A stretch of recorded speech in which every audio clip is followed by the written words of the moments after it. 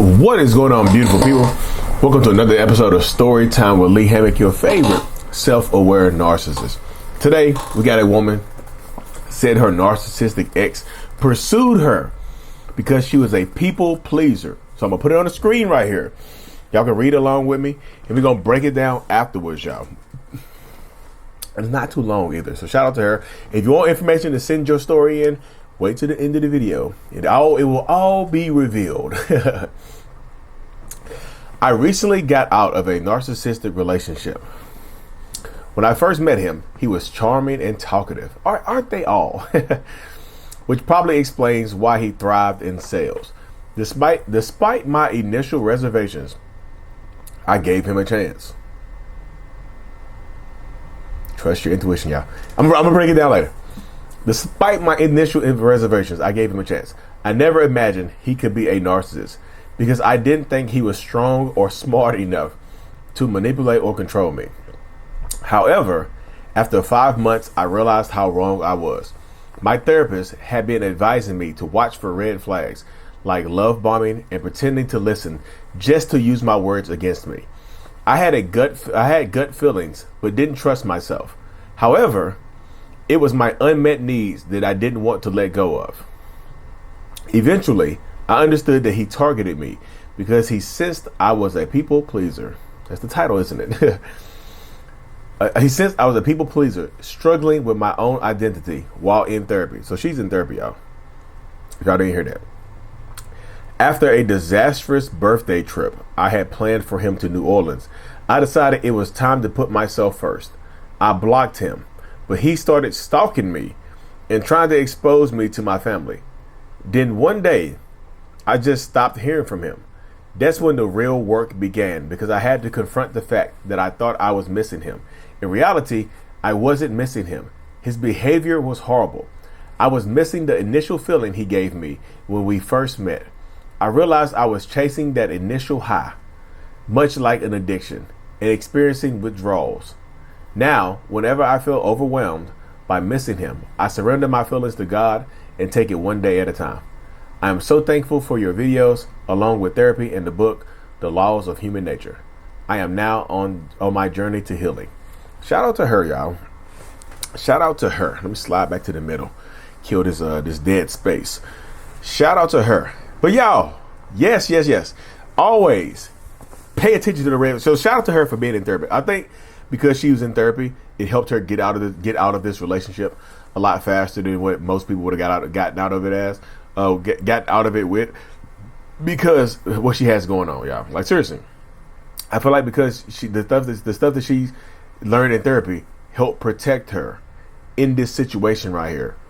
Because she although she might have missed some red flags in the beginning, although she might not have trusted her intuition in the beginning, she eventually got to that point before the relationship ran on too long.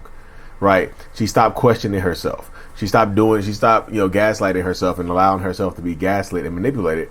And she started holding him accountable, and she dipped out. But yeah, go back to what she said in the beginning.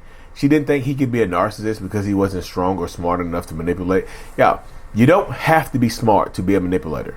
And you don't have to be dumb to be manipulated. Like, intelligence, it can be a part of manipulation, but intelligence doesn't always have to play a role in being manipulative. That's why sometimes you see people in the psych ward be able to manipulate their therapist or the counselor or whatever into giving them extra medication or letting them out or whatever. You see what I'm saying?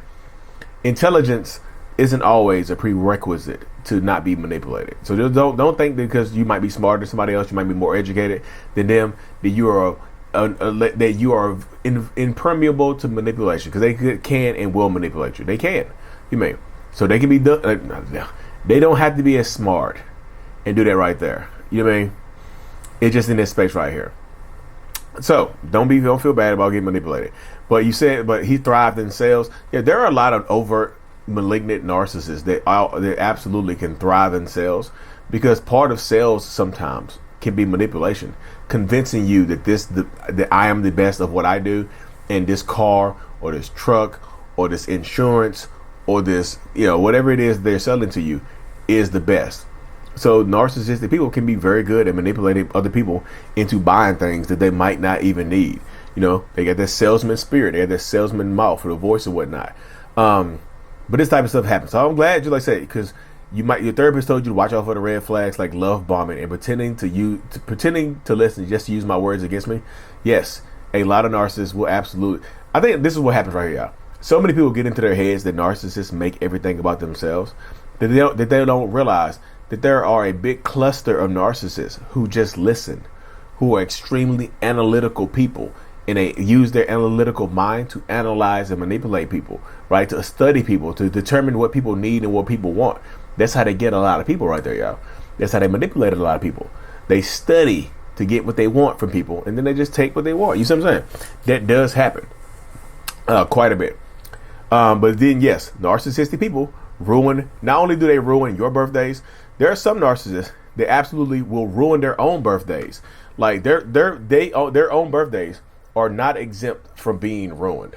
I promise you, their own birthdays are not exempt from being ruined. Some of them will ruin their own birthdays because birthdays make them uncomfortable. Birthdays make them unhappy.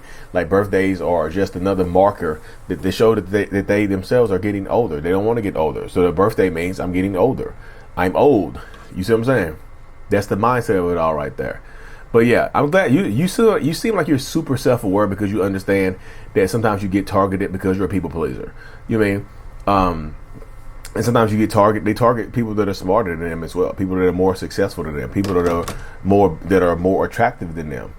Like there's a plethora of different reasons that narcissistic people target you, and nothing can make you narc proof. Like you might attract and deal with a narcissist, but it doesn't necessarily mean that narcissist will stick into your life, right?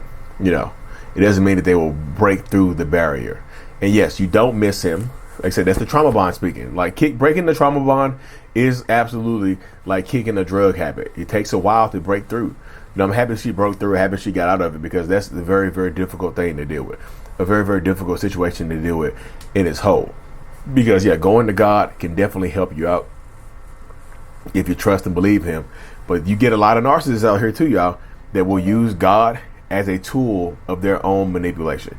They will try to use God or the Bible or verses or whatever to manipulate you with. So you have to protect yourself in this call, y'all. But anyways, thank you for sending that in. I truly appreciate it. Like I said, the email and the information you need to send your stuff in is coming up next. Be safe. Make sure you subscribe to the channel. As always, Mental Illness is out. Peace. Thank you so much for making it to the end of my video. I truly appreciate every single one of y'all. If you haven't already, hit that subscribe button, y'all. It don't cost you nothing. It don't cost a thing. If you want to send in your story to be broken down or send in some text messages, you can do that at info@mentalhealness.net, or you can send me a short voicemail, brief voicemail to 855-432-5637. I love interacting with y'all. I love breaking these stories down. Thank y'all so much. I will see y'all in the next reaction video. Peace.